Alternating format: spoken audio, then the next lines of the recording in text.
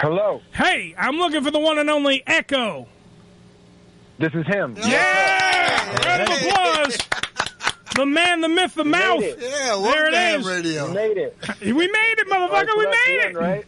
We made it through, motherfucker. We made it through. Cool. Ekoh is part of the S&M Showcase here on the Ham Radio Show, the Summer Music Showcase. We've been playing his music from time to time here on the program. We got tons of more music from him that we will play later on in the broadcast. It's what we do when we have somebody on here that we, actually generally like. Even Joe, who's not a big rap guy, was sitting there going, it's cool stuff. It's cool shit because you got a good flow. I like what you do, sir. I like what you do. Absolutely. Hey, man, I appreciate that a lot. I think the best, one of the best things you can hear as, a hip-hop artist or somebody who makes music and kind of blends in a bunch of different genres is when somebody's like, I don't typically like this kind of music, but I like what you do. And I think that really just comes from being genuine and being yourself and really putting yourself into the art of whatever you're making, where it really doesn't matter, the way you're delivering it, but it matters, the message that you have and what you're really saying. You know what I mean? Absolutely. Absolutely. And look, that's coming from a 70-year-old guy in the back who wouldn't know rap from his asshole, but from time to time does have rappers in this studio performing and doing stuff. And he literally was bopping his head, shaking his little ass. Good is good, man. I mean, you can't be good. Once you have the talent, we know that you're good enough. And look, if you sucked, I'll be straight up honest. If Ekoh sucked, we wouldn't even be having him on. There you go. Because that's not what we do. We don't want to have somebody on and we just want to placate to the masses. We want to have a guy that we actually sit there and we go, wow, some of this shit's good. Because I've listened to Wayside. The one I really love, by the way, and I don't even know if it's it was Suicide Squad. Okay. I gotta say, that shit was beyond tight, first off. Second off, you did that and you did a Marvel Endgame kind of freestyle thing that I saw online. Is it safe to say that you are a comic book nerd? Yes, I'm a huge fan nice. of that part of the culture in a big way. Like that's always been a thing that came to me with writing and making music is that I didn't hear anybody really talking about the kind of stuff that I was into. And as a consumer and as someone who listens to music, I'm like, man, I really wish somebody would talk about the stuff that me and my friends are into.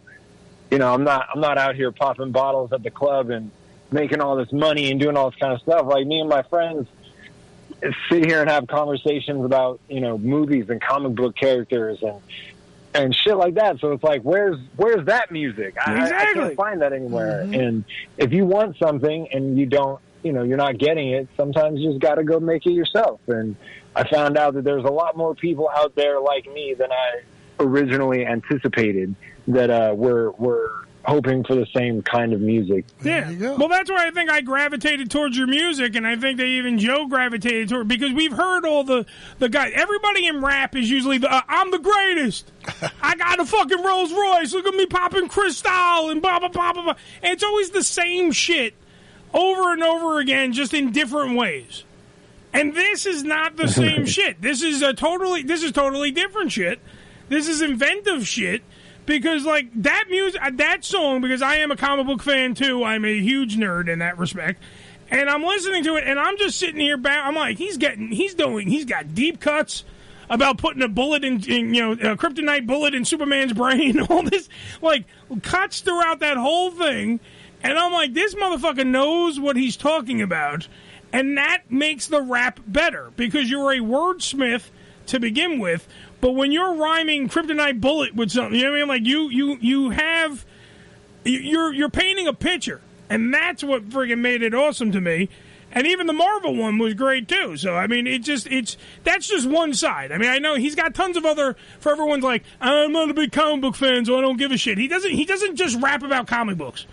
All right, he's got a whole shitload of music. Hey, he's got a song about you. Yes, he does. What's that one called? Song about you. Oh, a song about me. I think he made an actual song about me. Like he had a song called Fat Fuck or something. Shithead. Oh, hey, shithead. I thought maybe that was the name of his song. I don't know. But that's the thing about Ekoh that like made me sit there and go, wow, this guy's definitely got some talent.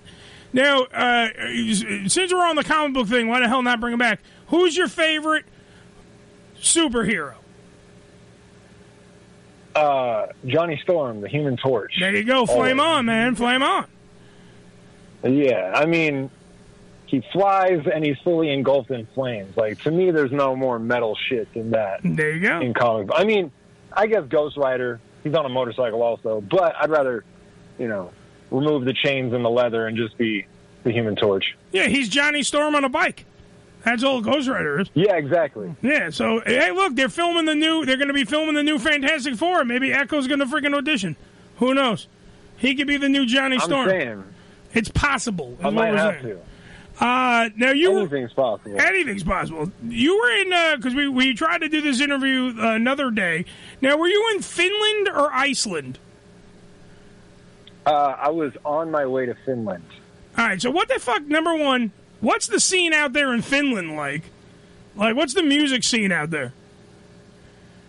The music scene out there is amazing. That's what I'm saying. To me, I've played a lot of shows in America. Thousands of shows. Yes. And nothing against America at all, because obviously I love it out here and people go absolutely crazy. But in Finland, if you're from America and you make the trip out there, they are incredibly grateful. And it shows. Like, they go fucking hard.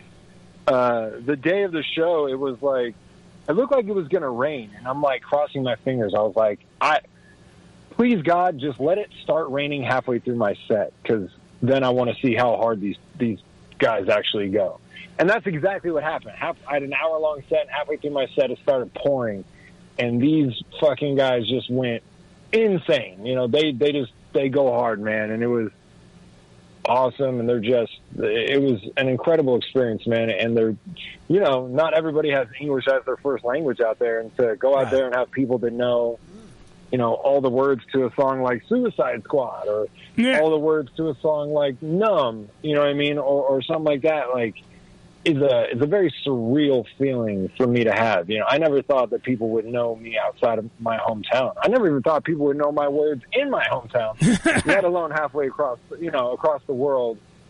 And, it was an amazing experience. Well, what's that? Now, see, since I can only live vicariously through you. By the way, we're talking to Ekoh, big time fucking rapper. Goes over to Finland and he rocks the stages and he represents America out there. I can only live vicariously through you, so I have to. What's it like to be on stage in Finland, representing the U.S. and being on stage and actually just having that fucking love bounce right back at you while you're putting it out there. You're giving your love out there on the stage. What's that like when you are performing? What does that feel like to you? I mean, like, it's surreal. Like, it's I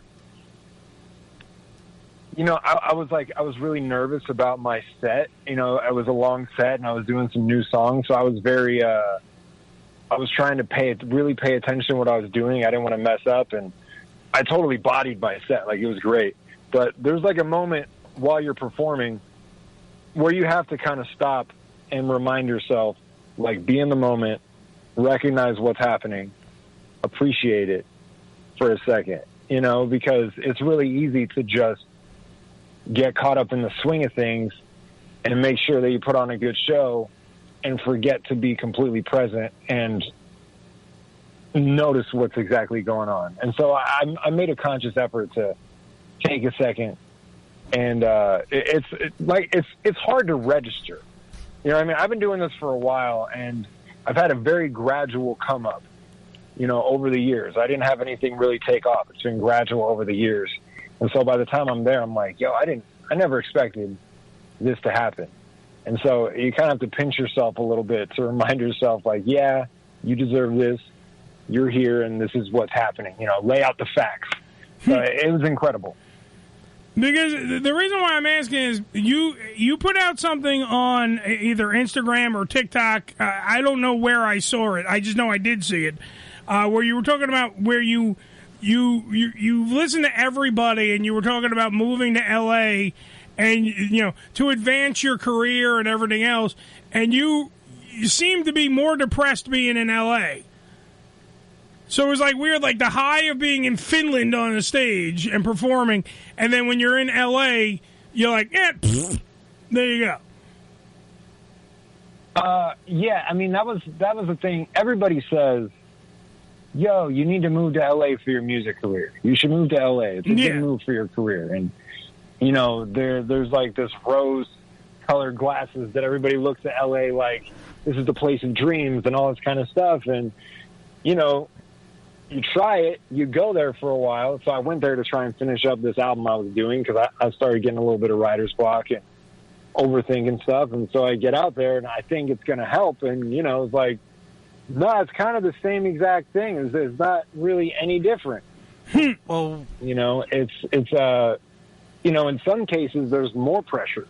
I would think it's worse. And there's, Billy, why are you thinking it's worse? Because you go to L.A., like you said, everybody goes there. It's live out dreams and this and that, and you walk along the street, and there's all of these people just like you sitting there begging for money or playing on the street trying to earn something to make something to eat. So L.A. is more of a dream crusher, right? That's what it's always been, but it just seems more prevalent now. Like as you look, you see more and more people on the road. I mean, we were out there years ago, but still it was horrible. That one strip was just all kids sitting there playing guitars, trying to sing and get a couple of bucks just to get something to eat. I would think it's harder there. Yeah. I mean, and you're in Vegas though, right? They have problems. Yeah, I'm in Vegas. Yeah, which is not far away, but it's so far away. Oh, it's a world away, bro. It's a world away. But I mean, to what you were saying, you're right, because you do go out there and there's something about then seeing everybody else who's trying to get the same thing, everybody who's going through the same dream, and everybody else who's kind of, feeling the disenchantment of what reality is. Mm-hmm. Exactly, yeah. And there's a piece of that does make it even more difficult. And just, you see the pressure and you see how much competition there is. And it just, can put you in your head way more, for sure. Yeah. But but to me, I mean, I would think me personally, just on my side of the Vegas to me is going to be more fun. Like that would get my writer's block would be obliterated in Vegas. You got titties, booze. If you have some kind of magic show, the Blue Man Group, like gambling, there's got to be tons of vices and tons of things to do that would open up that collective creative mind to create something. I mean, to me, trust me, I've been to both. I've been to Vegas, I've been to L.A. To me, I didn't like L.A. that much. I thought L.A. was the shits. I thought Vegas was 10 times better, so I don't know. Maybe it's just me.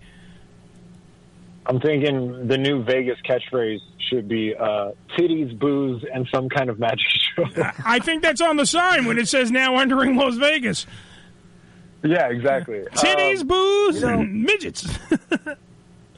Yeah. I love Vegas. I've pretty much born and raised out here. But the thing about Las Vegas is it is very, I'm trying to think of the best word to put it. It's very commercial. Oh, of course, yeah. Everything is new. There's not a lot of personality, even in the structures, even in the buildings, in the neighborhoods. It's very cookie cutter, very desert landscape. There's not a lot of, originality. There is something to be said when you go to LA. There is the beach. There are, some old cool history that you can look at and things like that. Vegas is always like, if it starts getting old, fucking blow it up and build something brand new. Absolutely. So there is something just about that always happening and not being able to kind of look back and see the history and see the culture that does start to hinder creativity for someone if you're out here too much. And, a change of scenery is always good, of course. I'm sure absolutely. anybody who comes here is like, oh, the desert, this is amazing. And I'm like, I fucking hate the desert. What are you talking about? But if I'm on the East Coast, I'm like, oh, forest, this is badass. And everybody's like, dude, I'm sick of the forest. So it really is just perception, right? Yeah. No, you definitely get sick of what the fuck is the norm. If you're living on the ocean every day, you get sick of the fucking ocean. It's just the way it is. Exactly. Yeah. Exactly. But that being said, there's a lot of cool shit going on in Vegas. There's a lot of distractions also. Yeah, we titties, booze, magic shows, and booze. That's pretty much the staples of a well-rounded Vegas vacation. We got a bunch of songs that I want to play a little bit later. We're going to play it after the interview, just so we don't. Yes, what? Because you brought up Suicide Squad, I pulled that up. So we can play that now. Hold on for a minute. We're going to play it. You might be able to hear it through the phone. You might not be able to hear it. Let's play a little bit of Suicide Squad to give people a taste of Ekoh. Here is Ekoh with Suicide Squad right here on the Ham Radio Show. Yes. Now, I have to see the reason why I knew you were a comic book guy is because you actually threw in Ra's al Ghul and General Zod in a rap. And also even Billy, who's not a big rap guy, was like giggling and going, I know some of these phrases. I know what this means. It flowed very well. Yeah, it really, he could relate to it, is my point. That's the thing. Go ahead. I was going to say, there's a Bill Finger line there you go. In that second verse that to me is like, if you know deep cut comic book stuff, like that one was for you. Yeah, by the way, Bill Finger, a man who created Batman, along with, of course, Bob Kane. There's an actual great documentary about Finger because he didn't get any of the recognition. Bob Kane just took over. He's like, I created Batman. Bob Kane, and then you don't see what happened with the other guy. So it's just the line is actually killing the game, but left out like Finger is, and I'm like, if you got that line, like you're my people. There you go. See, I'm now his people, Billy. That's good. I understand what Ekoh is saying. I relate to Ekoh. I get Ekoh. You are poison. Yeah, I'm one of his poisons. All right, so. We discussed how going to L.A. was the shits. We don't want that. We know that you're a comic book guy. What does it take, though, to create the music that you create? Because you seem to be like a factory, my friend. You have music upon music upon music, none of which all sound the same. You have a different style than a lot of the other rappers out there. We were saying, like, if you like Eminem, you like Eminem. This guy has a different flow, a different style, a different word palette. Quite frankly, he's out there. You are a wordsmith that brings in different kind of phrases, and you're not trying to be someone who you're not. So that stands out the most. That's what stands out the most, and that's what we kind of here on the show, on the Ham Radio Show, relate to, because you're not trying to be someone you're not. You're being you, just in musical form, which is a plus. What does it take when you're writing a song? How long does it take you to write a song? Where does the inspiration come from? And where's the weirdest place that you got inspiration for a song? Oh, man, that's a good one. So I guess, every song is different. Every song has kind of its own life and its own, lifeline and, being created. And some songs I can write in an hour. Some songs I write in 2 hours. I call those like freebies. Like if I get a song in like 2 hours, just like spur of the moment, I'm like, damn, I got that one. That was, that one was for free, but I end up having to make up for that one on another song that for some reason ends up taking me 2 weeks to finish one line in a song, so it really depends on the song and where I'm at. But I get really bored with a certain style, or if I've done one type of song, I feel like I've done it already, and I want to move to something different and see if I have any different skill sets, or try different things, or what's popular right now in music, and how can I incorporate that into what I do? I mean, I'm not going to do what's popular, but this is the music business, and the sounds change, and it is like, how can I make what's popular work for me? How can I take a genuine approach to what is popular right now? Nice. So I just try and switch it up and do different things, and that's where inspiration will come from. And if I'm doing the same thing too much, I find myself very uninspired and almost kind of phoning it in. But my most popular song is a song called Pickle Rick. Yes. And it's a song that I wrote at a Red Roof Inn in Northern California when I was on tour. Like before I had to head to sound check, I had really bad writer's block, and I had been driving all day, and I just really wanted to write something to feel good about my career. And it's just like, I'm just going to have fun. Just like, I'm just going to try something fun and not really care about the result. Just do something to me that is lighthearted and a good time, kind of as a writing exercise, more so. Did you get real high and watch Rick and Morty though, or did you just you're like, I'm a huge fan? How did you get there? Well, I was always a huge fan of Rick and Morty. Nice. And I was on tour with one of my best friends, and he kept doing the Rick voice. Pick a Rick! The whole time we're on tour. He kept being like, get over here, Morty, like all this kind of stuff the whole time. And I was like, dude, he was just doing it so much. And at the end of the tour, I was like, watch. I was like, I'll put Pickle Rick in a song. He was like, no, you won't. I was like, dude, I don't give a fuck. Like, you know me, like I'll do anything for, deep cuts just for fun. I'm like, watch. And I went and, I had that whole song done. And at the end, I was like, I'm going to put Pickle Rick in at the end. Just for a throwback to an inside joke that me and a friend had. And, that's how it was born. Did you, you should send that out to them. What's that? You should send the song out to the Rick and Morty people.